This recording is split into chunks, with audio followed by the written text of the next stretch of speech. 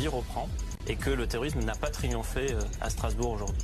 Christian Proutot, on apprend donc que Cherif Chekatt a tiré sur 3 policiers plus précisément, qui l'ont tué en ripostant.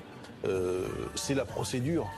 Évidemment, lorsqu'on est visé, et lorsqu'on est plusieurs à être visés, ça provoque cela. Ah, bien évidemment, là il n'y a aucune discussion possible. C'est ce qu'on appelle un tir de riposte. Vous êtes agressé, vous êtes en état de défense légitime, vous ripostez. La situation aurait été différente. Il y aurait eu le temps de... Je pense qu'en plus ils étaient encore dans leur voiture au moment où ils ont subi ces tirs. Donc il n'y a pas le choix. Là, il n'y a pas de question à se poser. Ils ont fait ce qu'ils devaient faire. Ils se sont défendus. Bon, l'homme est tombé sous le tir de riposte. Fin de l'histoire. Daniel Cerdan. Oui, en fait, c'est un gars qui était complètement estelé.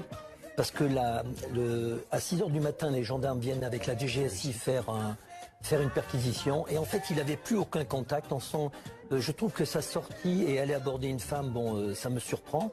Mais je pense qu'il n'avait plus de contact ni avec sa famille, ni avec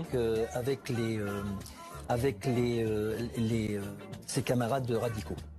Donc il s'est retrouvé tout seul.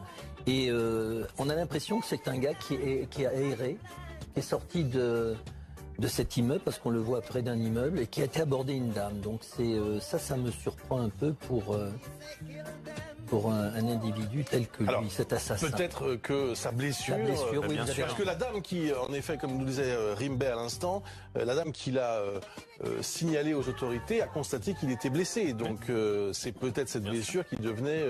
et l'enquête nous dira, voilà. L'enquête nous dira, ouais. En plus du portrait robot, le portrait photographique qui a été diffusé, l'information sur la blessure est aussi déterminante parce que c'est une information supplémentaire pour l'identifier.